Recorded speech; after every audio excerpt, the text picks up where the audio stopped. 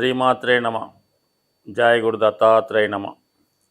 ఈ వీడియోలో మనం సెప్టెంబర్ 1వ తారీఖు నుంచి 15వ తారీఖు మధ్యలో జరగబోయే పక్ష ఫలితాలు తులారాశికి ఏ విధంగా ఉంటాయి అని పరిశీలించినప్పుడు ఈ రాశి వారికి లాభస్థానంలో బుధాదిత్య యోగం ఏర్పడింది.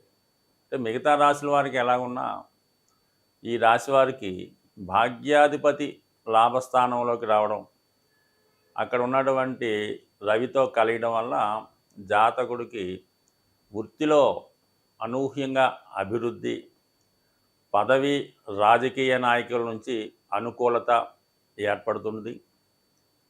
అలాగే మీలో ఉన్నటువంటి టాలెంట్కి తగిన గుర్తింపు రావడం జరుగుతూ ఉంటుంది. ముఖ్యంగా విదేశ వ్యవహారాలు కలిసి వస్తాయి.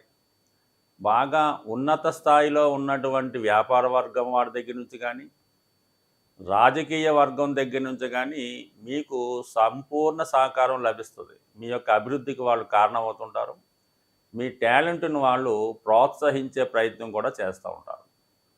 ఇది విద్యార్థులకి చాలా అనుకూలంగా ఉంటుంది. అలాగే పోటీ పరీక్షల్లో పాల్గొన్న వారికి కానీ, ప్రభుత్వ ఉద్యోగాల కొరకు ప్రయత్నం చేస్తున్న వారికి మంచి అవకాశాలు ఈ సమయంలో వచ్చే అవకాశాలు ఉన్నాయి. ఇక కుజుడు భాగ్యస్థానంలోకి మారాడు. ఒక విధంగా ధనాధిపతి భాగ్యస్థితి అన్నది జాతకుడికి ఒక ధనయోగం ఏర్పడుతుంది. అంటే తన యొక్క అదృష్టంతో, తన యొక్క వాక్చాతుర్యంతో, కుటుంబ సభ్యుల సహకారంతో ఆర్థికపరమైనటువంటి లాభం చేకూరే అవకాశం ఉంది. లేదంటే ఏదన్నా ఒక విదేశంలో ఉన్నటువంటి మిత్రులు కానీ, బాగా అభివృద్ధి చెందినటువంటి మీ బంధువులు కానీ మీకు సహకరించే అవకాశం ఉంది. అలాగే మిమ్మల్ని ప్రోత్సహించే అవకాశం ఉంది. ఈ సమయంలో మీరు ఏదన్నా పెద్దగా ఏదన్నా వ్యాపార సంస్థలో ఇన్వెస్ట్ చేయడం కానీ, అందులో ఏదన్నా ఉద్యోగ ప్రయత్నాలు కానీ ఫలించే అవకాశం ఉంది. ఒకవేళ మీకు కాకపోయినా మీ జీవిత భాగస్వామికి, అంటే సప్తమాధిపతి భాగ్యస్థానంలో ఉన్నప్పుడు జీవిత భాగస్వామి ద్వారా కలిసి వస్తుంది.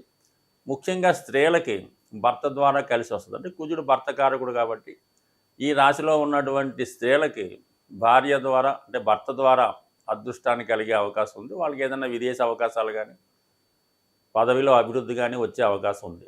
సో ఏదైనా భాగ్యస్థానంలో కుజుడు, లాభస్థానంలో రవి బుధులు జాతకుడికి అటు రక్త సంబంధికుల నుంచి, ప్రభుత్వ వర్గం దగ్గర నుంచి, వ్యాపార వర్గం వారి నుంచి కూడా సహకారం లభిస్తూ ఉంది. అలాగే మీరు గొప్ప ఇన్వెస్ట్మెంట్ ఏదన్నా ఈ సమయంలో చేసే అవకాశం ఉంది. అంటే శుక్రుడు రాష్ట్రాధిపతిగా ఉన్నటువంటి శుక్రుడు 12వ స్థానంలో వచ్చినప్పుడు మరి కొద్దిగా బలహీనపడి ఉన్నాడు కాబట్టి మీరు కొద్దిగా మీ స్థాయి కన్నా మించి ఒక మంచి ఖరీదైనటువంటి వాహనం కొనడం కానీ, గృహంలో కావాల్సినటువంటి సౌకర్యాలు సమకూర్చడంలో కానీ, లేదంటే మీ యొక్క పాత గృహాన్ని ఆధునీకరంగా అలంకరించడం కానీ జరిగే అవకాశం ఉంది.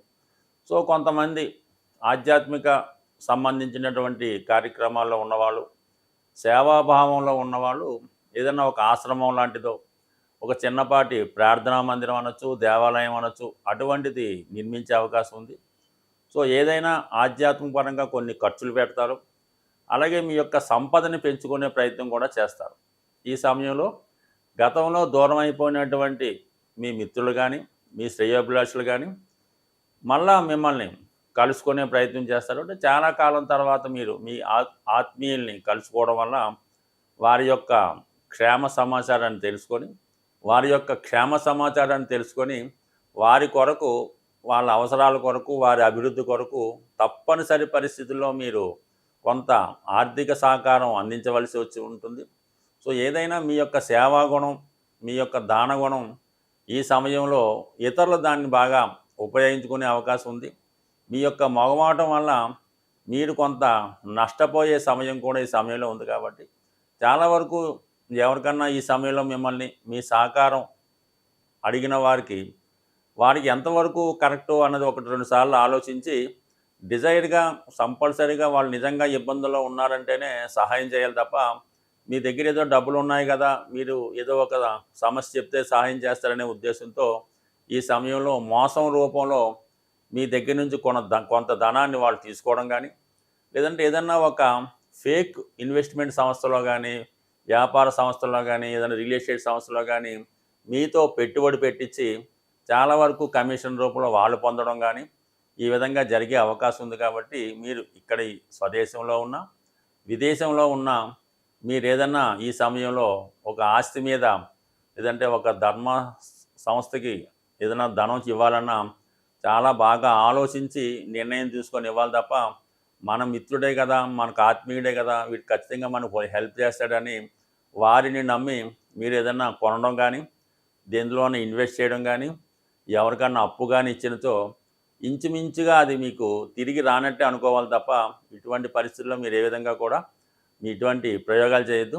అయితే చాలా సందర్భాల్లో మీ దగ్గర చాలా ధనం ఉందని ఏమాత్రం కొద్దిపాటి ధనం మీరు నష్టపోయినా మీకు ఇబ్బంది ఉండదులే అని కావలసిన వాళ్ళే మిమ్మల్ని ఈ విధంగా మోసం చేసే అవకాశం ఉంటుంది. కాబట్టి సాధ్యమైనంత వరకు మీ దగ్గర ప్రస్తుత పరిస్థితుల్లో మనీ టైట్గా ఉంటుంది.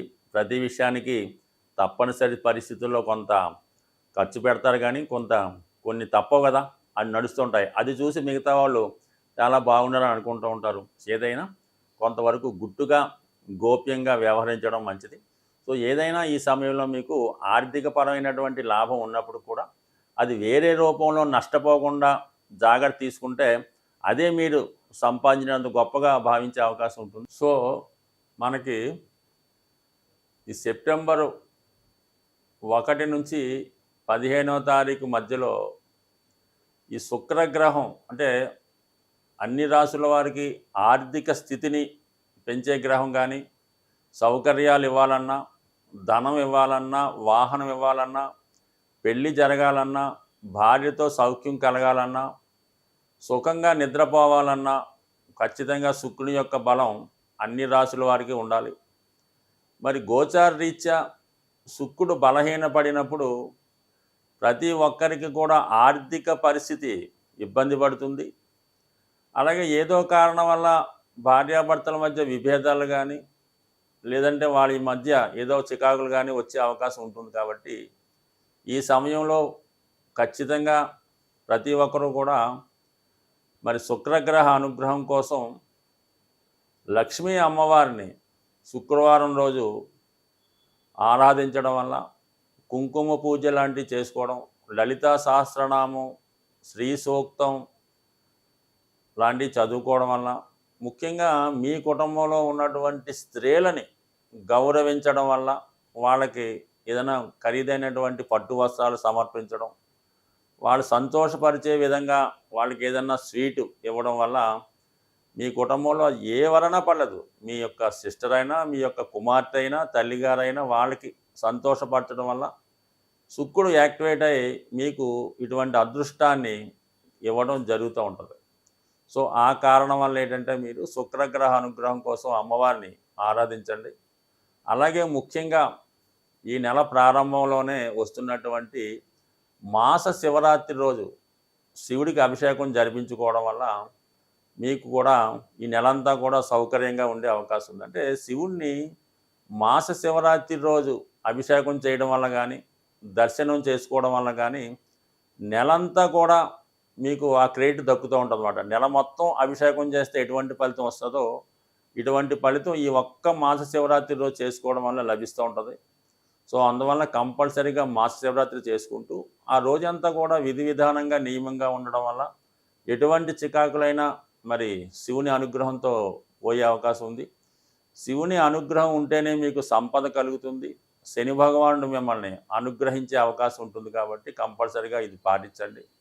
అలాగే సంవత్సరం మొత్తం మీకు లభించే విధంగా ఈ నెలలో వస్తున్నటువంటి వినాయక చవితి కంపల్సరీగా వాళ్ళ స్థాయిని బట్టి దర్శించి వినాయకుని కథ వినడం వల్ల మీకు నిందలు తగ్గుతాయి. అంటే రుణ బాధల నుంచి బయటపడే అవకాశం ఉంటుంది. కాబట్టి ఖచ్చితంగా ఆ రోజు వినాయకుడు ఆలయంలో దర్శించడం కానీ వినాయకుని మండపంలో దర్శించడం కానీ మీకు అవకాశం ఉంటే స్వయంగా చేసుకోవడం వల్ల ఖచ్చితంగా మీకు రుణ బాధలు నిందలు తగ్గే అవకాశం ఉంది. కాబట్టి ఇవి ఖచ్చితంగా చేసే ప్రయత్నం చేయండి.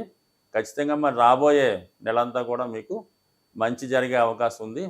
సో ఈ విధంగా చేసుకోవడం వల్ల అన్ని రాసుల వారికి అనుకూలమైన పరిస్థితి ఏర్పడుతుంది. మరి రవి బలం బాగుంది కాబట్టి చాలా వరకు స్వశక్తితోనే మీరు మీ యొక్క ఇబ్బందుల నుంచి బయటపడే అవకాశం ఉంది. స్వస్తి.